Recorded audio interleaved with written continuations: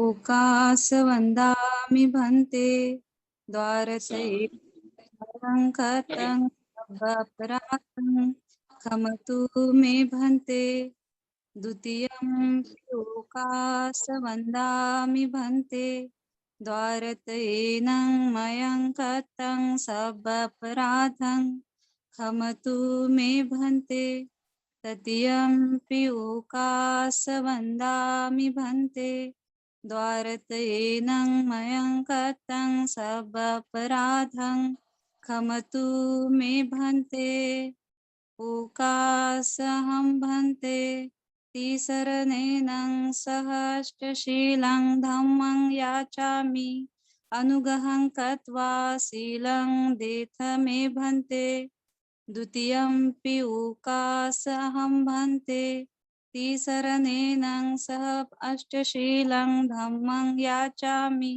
अनुगहं कृत्वा शीलं देथ मे भन्ते तृतीयंपि ओकासहं भन्ते तिसरनेनं सह अष्टशीलं धम्मं याचामि अनुगहं कृत्वा शीलं देथ मे भन्ते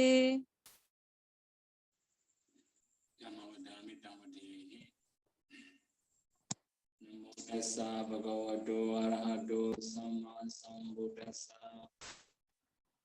नमो तस्स भगवतो अरहतो सम्मा संबुद्धस्स नमो तस्स भगवतो अरहतो सम्मा संबुद्धस्स नमो तस्स भगवतो अरहतो सम्मा संबुद्धस्स Buddham saranam gacchami, Dhammam saranam gacchami, Sangham saranam gacchami. बुद्धं शरणं गच्छामि धम्मं शरणं गच्छामि संघं शरणं गच्छामि Dutiyambi Buddham saranam gacchami, Dutiyambi Dhammam saranam gacchami, Dutiyambi Sangham saranam gacchami. द्वितीयंपि बुद्धं शरणं गच्छामि द्वितीयंपि धम्मं शरणं गच्छामि द्वितीयंपि संघं शरणं गच्छामि Dadiyambi Buddham saranam gacchami, Dadiyambi Dhammam saranam gacchami, Dadiyambi Sangham saranam gacchami. तृतीयंपि बुद्धं शरणं गच्छामि तृतीयंपि धम्मं शरणं गच्छामि तृतीयंपि संघं शरणं गच्छामि Sarana Gahanam Baripunam. आं भन्ते Can you recite? Pranadipada? Can you recite by yourself? Pranadipada? शीतल अष्टशील म्हणावं लागेल स्वतः तुम्हाला. After you Bhante. Okay. Pranadipada Veramani Sikkhapadam Samadhiyami. पानातिपाता वेरमणि सिक्खापदं समादियामि Adina Dana Veramani Sikkhapadam Samadhiyami. आदिन्नदाना वेरमणि सिक्खापदं Samadhiyami. Abrahmacharya Veramani Sikkhapadam Samadhiyami. अब्रह्मचर्या वेरमणि सिक्खापदं समादियामि Musavada Veramani Sikkhapadam Samadhiyami. मुसावादा वेरमणि सिक्खापदं समादियामि Suramiraya Majjabama Dhatana Veramani Sikkhapadam Samadhiyami. सुरामेरय मज्जपमादठाना वेरमणि Sikkhapadang samadhiyami. Vikala bhojana veramani sikkhapadam samadhiyami. Vikala bhojana veramani sikkhapadang samadhiyami. Naja, we will go one by one, right? Naja, Nacha Gita, Gita Vadita, Vadita Visuka, Visukha Dasana, Dasana Malagandha, Malagandha Vilepana, Vilepana Dharana, Dharana Mandana, Vandana Vibhusana Thana Veramani Sikkhapadam Samadhiyami. Vibhusanathana Veramani Sikkhapadang Samadhiyami. Ujjasayana Mahasayana Veramani Sikkhapadam Samadhiyami. Uchchasayana Mahasayana Veramani Sikkhapadang Samadhiyami. Trisaranena Sathanga Samanagatam Posatha Silam Sankam Madhavadena Sampade. Ambhante Sadhu Sadhu Sadhu. So now we will start giving Dhamma talks, right? So before we start giving Dhamma talks, we will pay homage to the Buddha by reciting Namo Tassa 3 times. Namo Tassa Bhagavato Arahato Samma Sambuddhassa. Namo Tassa Bhagavato Arahato Samma Sambuddhassa. Namo Tassa Bhagavato Arahato Samma Sambuddhassa. Last week we have already talked about Vijayadharana Sampana with the last part of previous Dhamma talk. But today we will start with Sukadro. Whenever we translate the word as into English, we will say well-spoken one. But in reality, there are many other definitions or many other meanings of Sukadro. So the first one is the manner of going as God, and purified and blameless. This is also called Sukada. So that means the way the Buddha go into Nibbana is by noble paths. That's why it's very good paths, also purified and blameless. Also, the place he go is Nibbana is very safe, safety place. Also, another one is when he go to Nibbana without any attachment to anything, he just go to Nibbana. That means he enter pre-Nibbana. In our daily life, when we have attachment to something, our mind will incline to it frequently. Then it will distract our mind again and again. But in the case of the Buddha, after enlightenment, his mind inclined to Nibbana already. He had already attained Nibbana. Then his mind is secure, safe from defilements. Without any attachment to anything, he can live in the world. That's when the manner, the way of his going is good, purified, and blameless. Because of going there, going to Nibbana by noble path, going to the safe directions without any attachment to anything. That's the first definition of Sukata. Then we can also say another one. The Buddha has gone to the examined place, the deathless Nibbana. In Pali, we also call Sundara Gata, examined place or deathless the Nibbana. Now we also have another one. The Buddha has righteously gone without going back to the defilements abandoned by half knowledges. From time to time, for ordinary people, although we make many mistakes, our mind will encounter the same mistakes many times. Sometimes, but for some people, they make many mistakes, the same mistake many times. Finally, they have a strong attachment to their mistakes and their bad behavior. In the case of the Buddha, he has already eradicated all the defilements, including his habits and tendency, also hobby. So abandoned by his correct path knowledge, then he's just going to Nibbana without going back to the defilements. This is also the meaning of Sukata.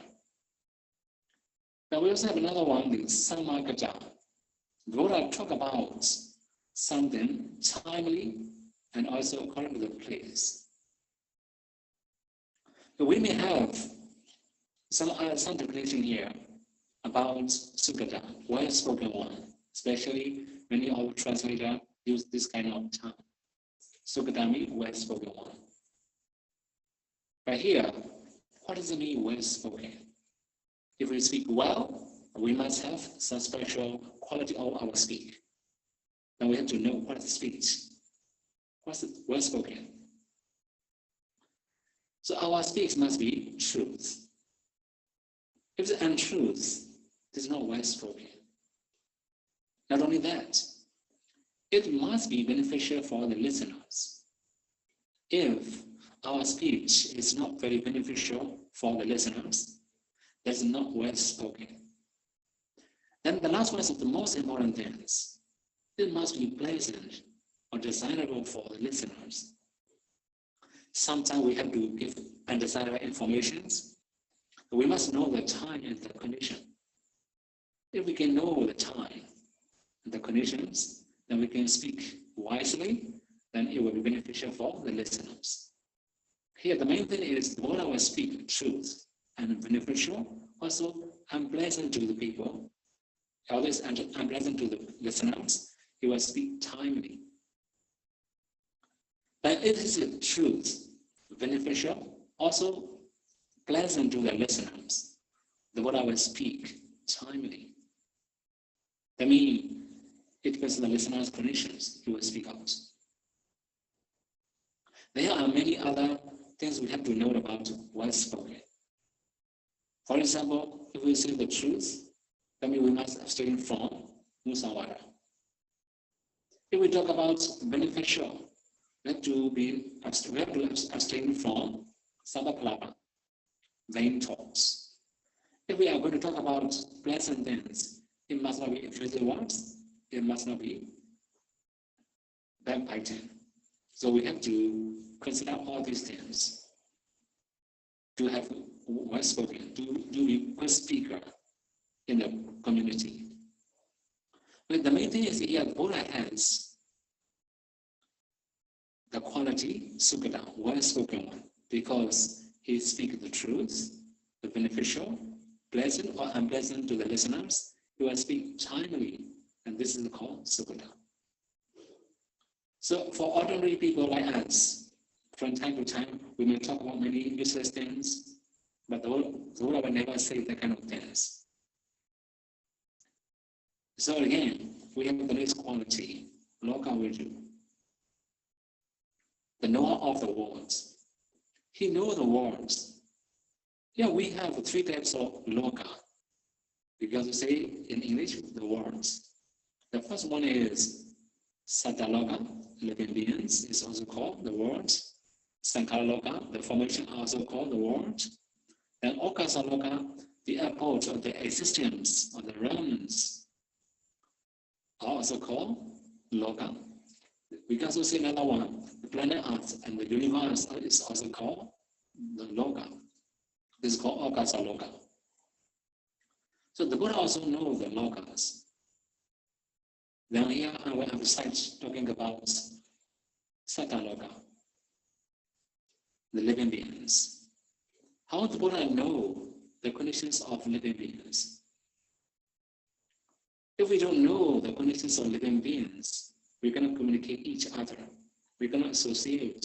We cannot live together. After understanding the nature of people, we can understand well. We can understand each other very well. We can communicate. We can also live together. Okay, now how the Buddha know the living beings, the conditions of living beings? So when we can know the conditions of living beings, we can also give instructions properly. You may have known that the Buddha had delivered many discourses according to the listener's temperament, tendency, the habits, and so forth. So here I wish to say, the Buddha also knows the people's habits, inherent tendency, also their temperament, their bent, or their inclination. But they are not inclined most of the time. This is the Buddha's power to know people's minds, people's habits, tendency, the temperament, inclinations. When we have this kind of power, we can give proper instructions. When the Buddha delivered discourses, he will give according to this man's condition because of this knowledge. He could know people's minds, people's conditions. This is the first thing we call Lokavuju. Now we also have another one about Buddha's knowledge. That one is, the Buddha also knows the living beings as with little dust, that means defilements in their wisdom eyes, and puts much dust in their wisdom eyes. Here I can explain dust. The dust means defilements. Eyes mean wisdom. Metaphorically, the Buddha said these two words. Dust in the eyes, no dust in the eyes. So that means we have a lot of defilements in our wisdom faculties. Sometimes we are influenced by defilements, you cannot see the truth. Then our wisdom eyes are blurred and blind totally sometimes. Sometimes we have very alert defilements in our wisdom eyes, and we can know the truth properly most of the time. That is why we have to know that the Buddha has this kind of power. What kind of defilements is very powerful in that person? Then what are his conditions about his wisdom qualities? Knowing these conditions, the Buddha can give Dhamma talks. The Buddha can give proper instruction to proper meditators. Exactly what they need. Then many people could attain jhana, path of fruition knowledge, attain nirvana. Now we have the next one. The Buddha also know the living beings as with keen faculties and with dull faculties. That means there are some living beings, they have very strong and powerful controlling faculties. There are some living beings, they don't have very strong and powerful controlling faculties. They are very weak. Okay, in this topic, I have to explain what I really call faculties. You have to know some Dhamma knowledge according to your own level. Here we have to know controlling faculty. There are 5. The first one is saddha, confidence, or belief, or faith. So we have very strong faith in Buddha's teaching, the Dhamma, the Sangha's quality. Also, we have very strong faith in 3 trainings. The benefit of 3 trainings. We have very strong faith in Dhamma ownership. This is called saddha. When we have very strong saddha, very strong, powerful faith or belief, then we can also improve ourselves. But sometimes we have very strong faith, but no wisdom, then it will spoil our faith. Our faith can mislead us to the wrong directions. So we have to be careful when we have very strong faith. So the next one is wisdom. We must be able to balance between wisdom and faith. Sometimes we have confidence, sometimes overconfidence, when we are lack of wisdom. If we have normal confidence, not that much risky. If we have overconfidence, it becomes risky. Although it's wrong, we think it's right, and we decide it's right. It cannot be changeable. That is why we have to think about faith and wisdom. When we can balance these two, everything will be smooth. Sometimes we have very strong, powerful wisdom, very weak faith or confidence. At the time, we may have a quick mind or wicked mind. That is very, very risky and very, very dangerous in modern society. So in brief, controlling faculties, among the controlling faculties, we must have two, saddha and panya. We must balance these two to improve ourselves. If we cannot improve these two properly, we cannot improve easily. The Buddha also can know people's condition, whether they have very strong faith or very strong wisdom, whether they can balance or not. Now we also have another controlling faculties. That one is concentration. Of course, we all need concentration to see the truth. We must try our best to have concentration. Sometimes, among the controlling faculties, concentration becomes very powerful, but we cannot sustain it with efforts. Then we will fall asleep, or we will fall into the bhavanga, like unconscious states. Then that kind of situation cannot make us improve. That's why we have to understand this. Concentration alone is not enough. There must be powerful and enough efforts. We call virya. We must balance these two properly. If we can balance, we can improve. Sometimes we have very strong, powerful virya efforts, but we don't have enough concentration. Then it will make our improvements slower. The stronger we make efforts, the more restlessness we have. The more we have restlessness, then our mind becomes uncontrollable. We cannot train very well. More restlessness, finally, we are going to give up meditation. So we have to save our energy. As long as we can know meditation success normally and naturally, don't put any extra efforts. Don't make it clear, better or stronger. In brief, if we can balance these two, concentration and efforts, we can improve ourselves. These two controlling faculties are also very important to balance. The last one is sati, mindfulness. Mindfulness is always necessary. When we have very strong mindfulness, we can balance any of controlling faculties. Mindfulness is always needed. Here, the Buddha also can know that the living being has very strong controlling faculties or weak controlling faculties. Whether they can balance or they cannot balance. The Buddha can know everything in detail. That is why he can give proper instruction to meditators. Also, they can take easily. Because only Buddha has this kind of power. Ordinary people like us don't have this kind of knowledge or that kind of power. Even Buddhanussati Buddha doesn't have this kind of power. We have another one. Buddha also knows the living beings as with good behaviors and with bad behaviors. Of course, when we have very strong and mature controlling faculties, our behavior will be very good.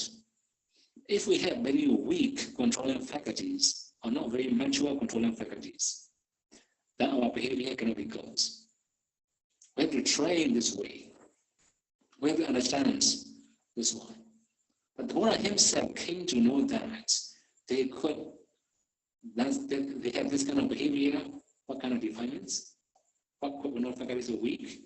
Why they have that kind of behavior? The Buddha come to know the behavior of living beings. Also, good behavior and bad behavior. According to their conditions, Buddha can provide instructions, and they can also change their way of practice. They can also change by their first knowledge, easily and simply. Now we have another one. Buddha also can know the living beings as easy to teach and hard to teach. There are some living beings that are very easy to teach. They are obedient, flexible. There are some Dhamma listeners. They are not that much simple and flexible, not that much obedience. Then it's very difficult to teach or train them. Then I also came to know that they have what kind of habit? They are obedience or disobedience. They are easy to teach or hard to teach. Knowing that, I can give proper instructions. Then the last one, we will also come to know that living beings have ability to attain or disability to attain. So there are some Dhamma listeners, they cannot attain any part of functionality. The Buddha also knew that, but he still gives Dhamma talk for them, for the welfare of their future. There are some special meditators.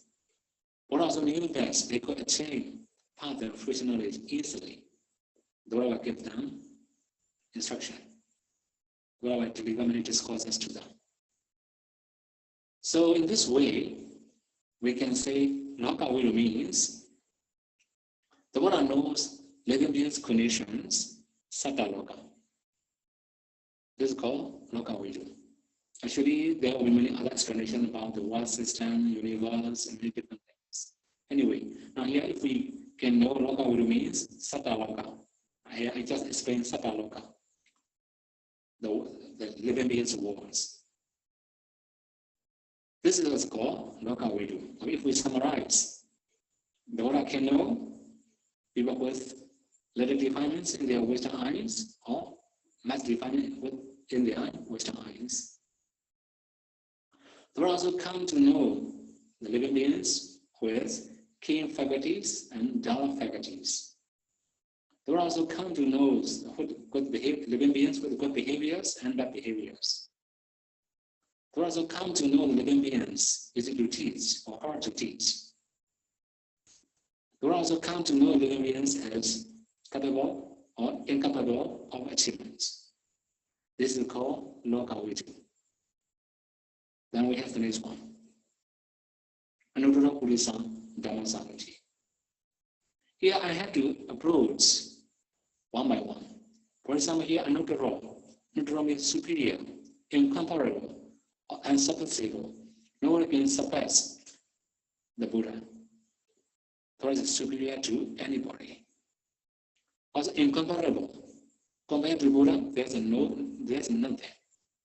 Torah is more powerful than any other living beings in the world. This is called Anuttara. The Buddhists are Dhamma Samati. So that means there are some living beings, and Dhamma means attainment. So there are some people, they are not very polite.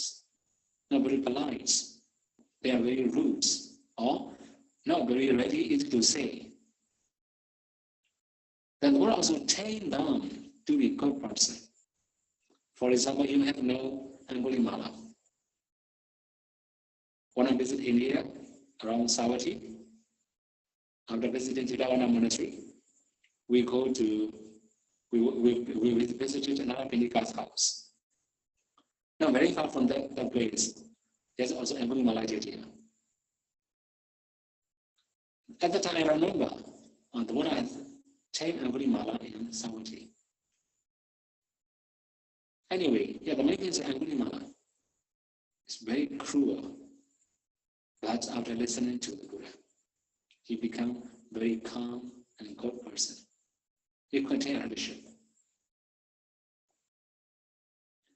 Now we also have very polite people. Polite means, like, for example, Venerable Sariputta, his personal name was Upadisa. He was very polite, very kind, and very wise man. before he was ordained. After listening to a short discourse from Buddhanussati, he could attain Sotapanna. He could also share this Dhamma with his Dhamma friends, Kolita, Panorama. 2 weeks after that, he got a leadership after listening to the Buddha discourse in Bota Peak, Kichakuta Hill. The main thing is, the Buddha will tame an untamed person.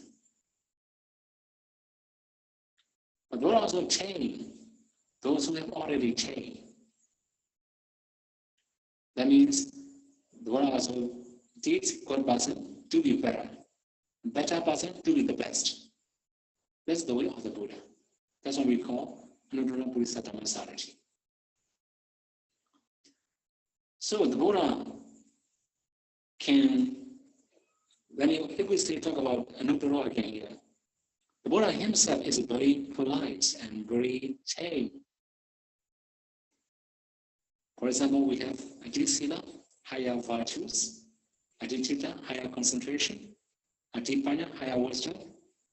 Also, we have Vimudi Ganandasana, Vimudi, that means deliverance. Vimudi Ganandasana, that means the knowledge and vision of deliverance. The Buddha has all these qualities. With these qualities, he also tried to train his disciples to achieve all these attainments, all this kind of quality. So this is the way of Buddha. This is also one of the Buddha's quality.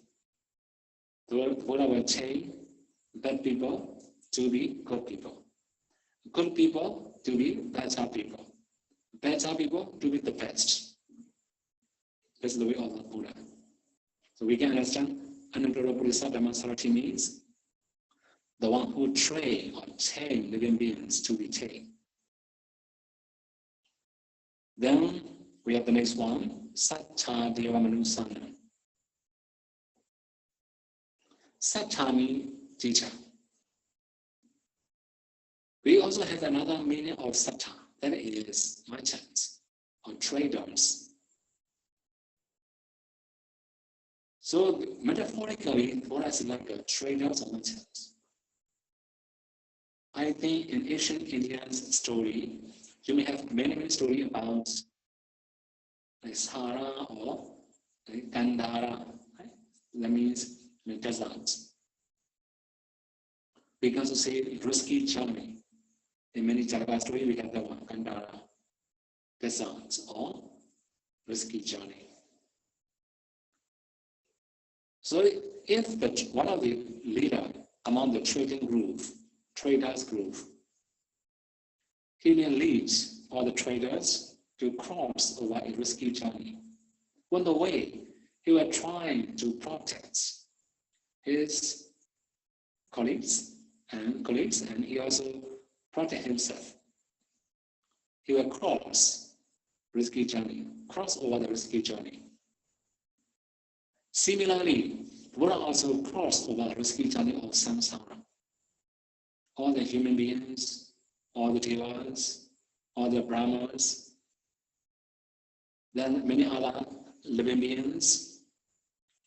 We have very long journey of samsara.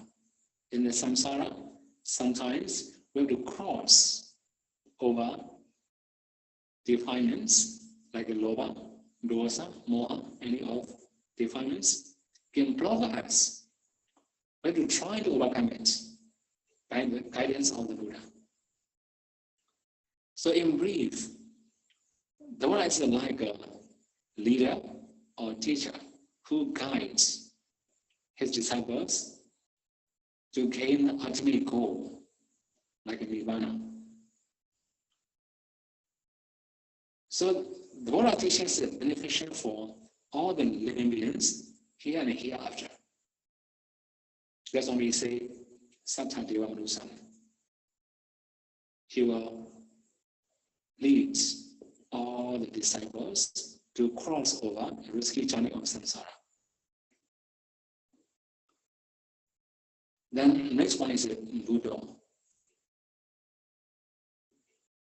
This one is very common in Buddhism. Many of people know the Pali word Buddha. If we conjugate this Pali word, it will become Buddha. This is nominative case according to Pali grammar.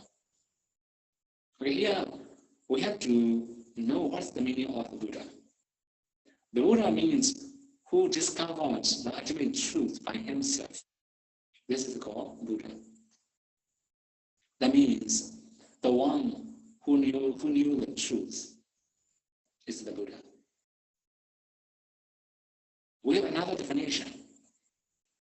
The Buddha is the one who knew the truth by himself, or who let all other living beings know the truth. Sometimes the Buddha disciple, like Venerable Sariputta, Venerable Mahamoggallana, they also train other people to know the truth, to know the full of the truth. But, one second.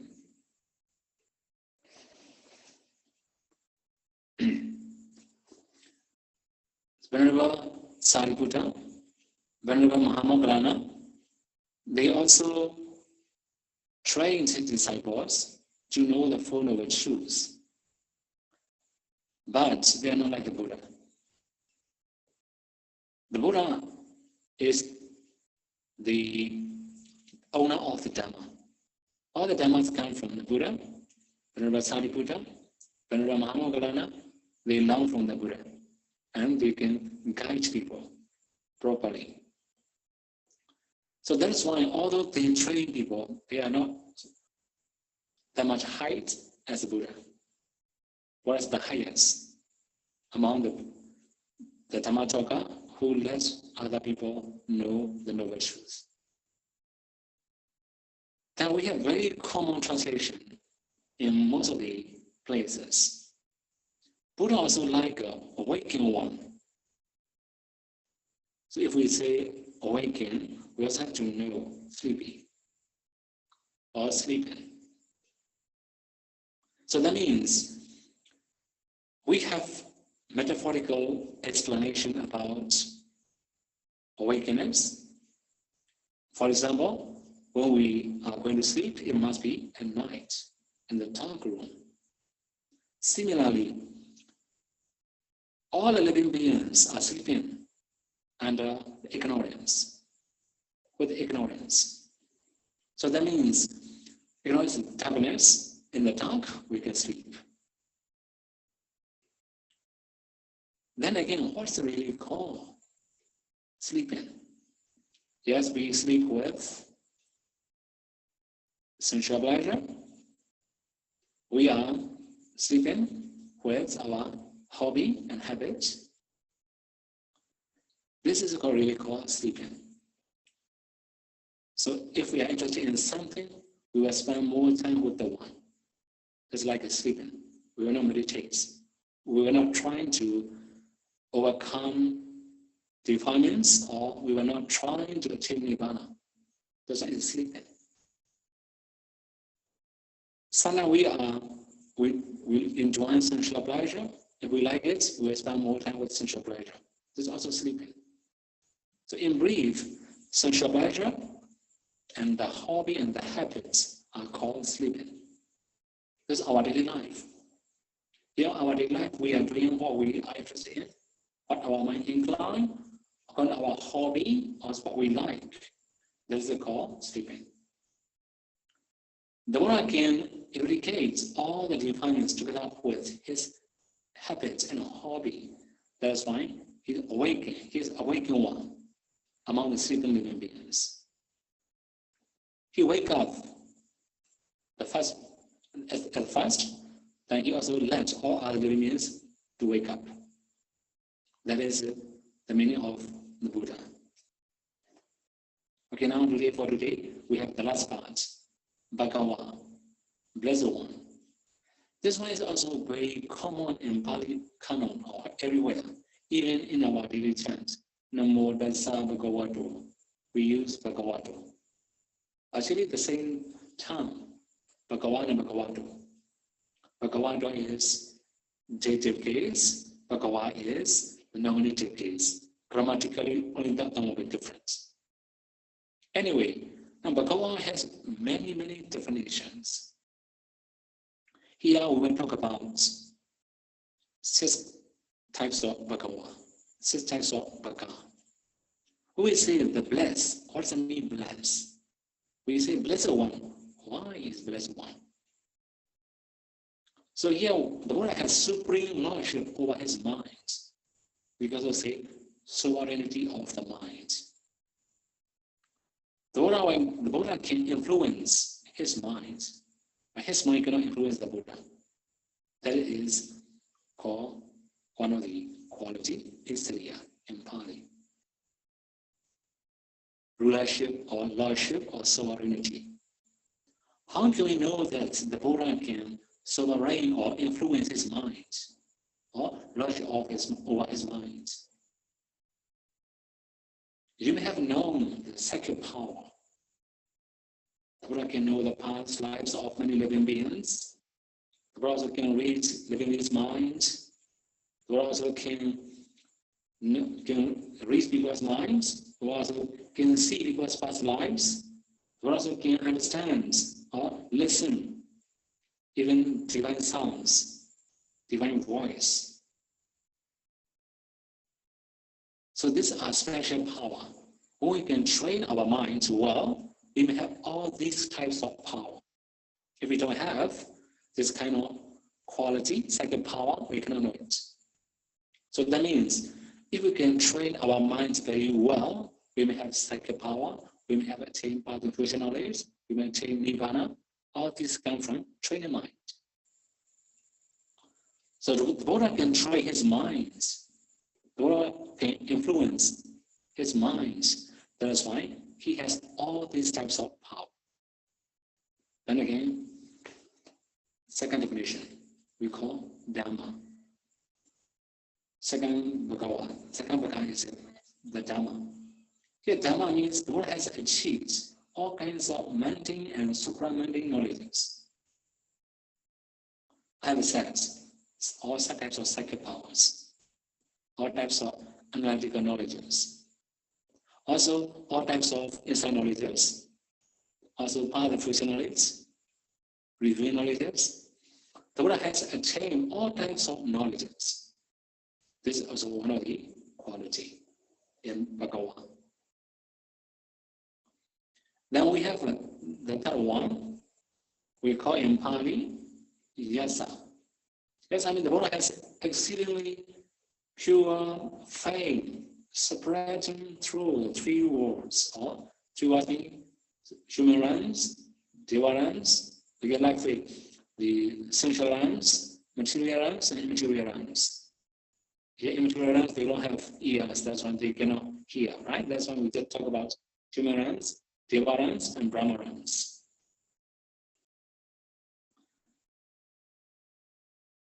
Now, number 1 is Siri. Siri means gracious. We can also say glory. The Buddha has the glory of all limbs and perfect in every aspect. The Buddha's appearance is also good looking. Also has his glory. That's what we call Siri. Now we have the last one, Payataka. Kama. Kama means all the living beings are under the Buddha's wish. Or that means he has his wish, in other words, the production of what he wants. So the Buddha is the production of what he wanted. I mean, the Buddha wants living beings to be good. The Buddha wants his disciple to be good. This is his mind. That's why many of his disciples become very good. Then again, the Buddha also wants the benefit of living beings. Then all his teachings are beneficial for Dhamma listeners.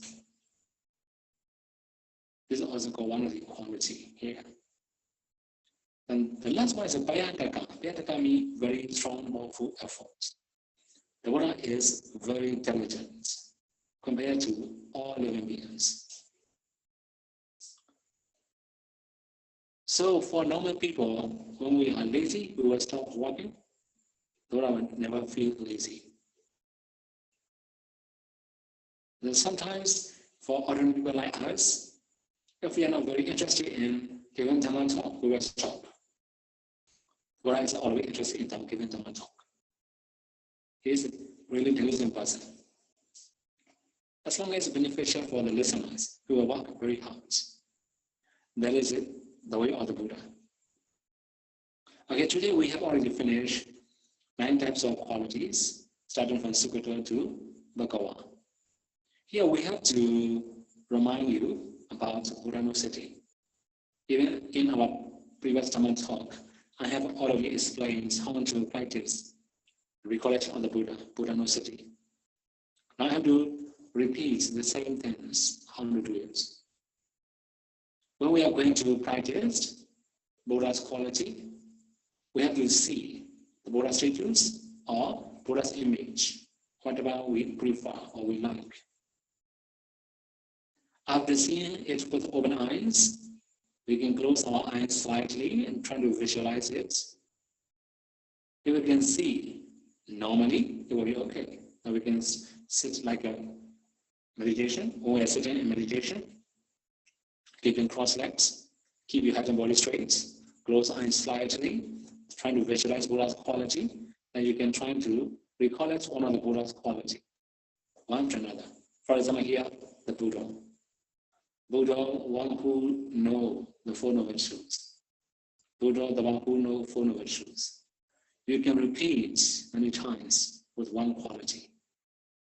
It can be any languages. It can be Pali language, or it can be maybe your own language. In India, you have many different languages, right? So you can use any language. Try to recollect Buddha's quality normally.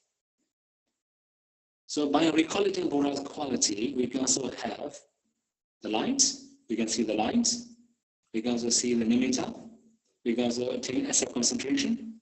Based on that, we can also continue practicing vipassana. This is very powerful. So as I have said before, in any meditation subjects can be the foundations of vipassana.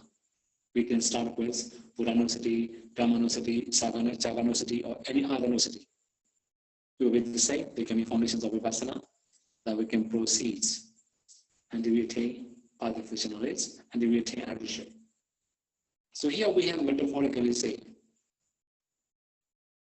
building or constructing a pagoda.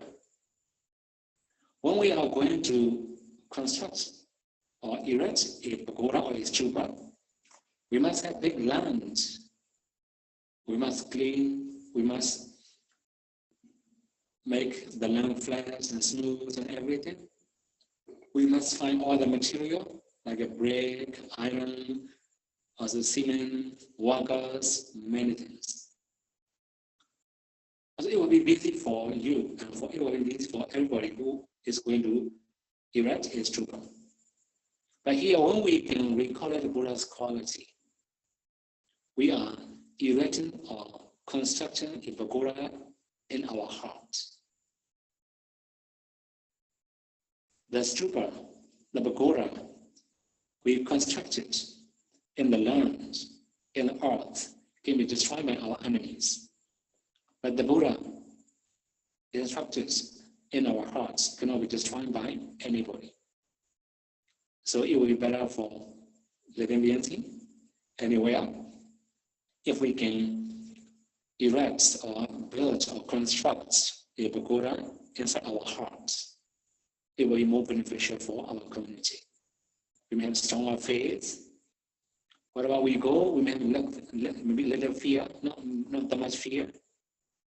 But we may have very strong patience and forbearance practicing Buddhanussati. Because Buddha has very strong, powerful patience, right? So that's the way we have to understand Buddha's quality. As conclusion, may you all be able to practice the 3 trainings as taught by the Buddha, and may you all be able to achieve the final cessation, the end of suffering, Nibbana. That's all. Sadhu, sadhu. Bhante, your voice is today so distorting. Like this. Means not clear. We not stop Like you. We not stop you because not want to disturb the talk. like this. Okay. And unfortunately, I didn't record also. Yes, but Bhante, we will listen again and again and translate into the Marathi. And Okay. okay, again. Ravindra sir, Yes, sir. Okay. Please conclude करा Bhante.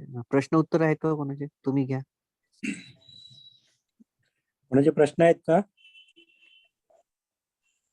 Hand raise करा कोणाचे प्रश्न असतील तर.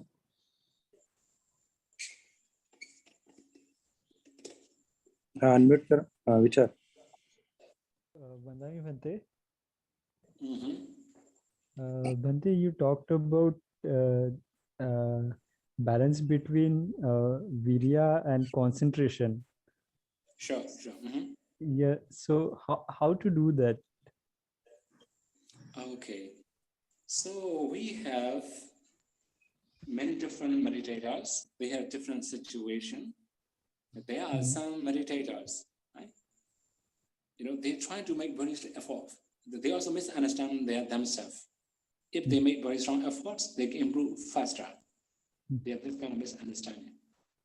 They make strong efforts. Finally, they become very tight and tension in their body, not that much comfortable in their body.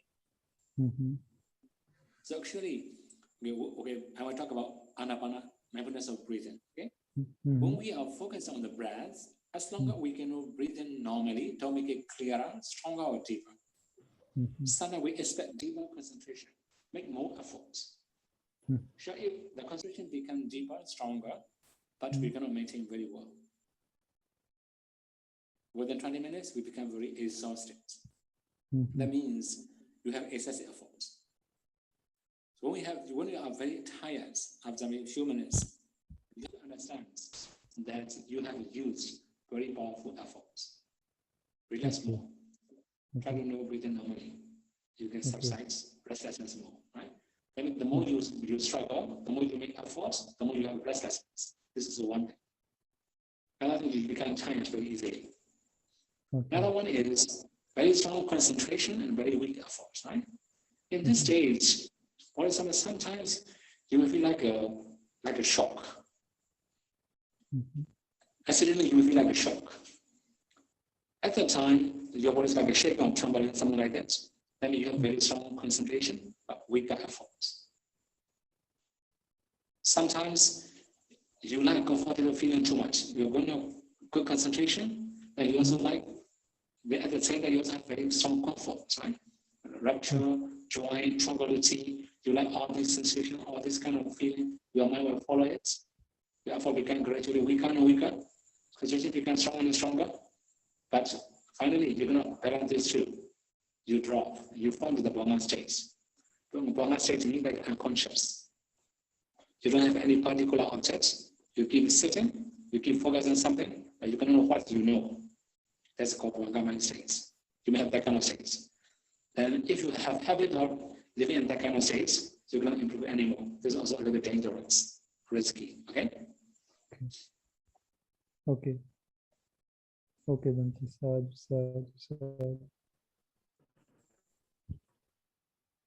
आणखी नाही कोणाचे प्रश्न?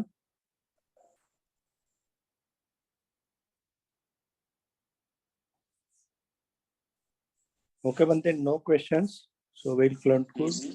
I will ask for Anumodana. Okay.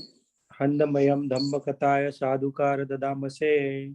Sadhu, sadhu, sadhu. Anumodami. Bhante, blessings. Okay.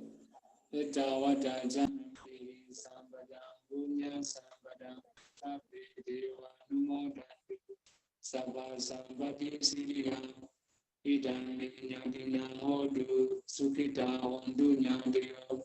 Idam nyadina hodu Supita hondu nyandeyo, idame nyandina hodu, supita hondu nyandeyo, idame punyam asamakaya wahamodu, idame punyam nibanansa pachayo hodu. Sadhu, sadhu, sadhu. Sadhu, sadhu, sadhu. Is there any other thing?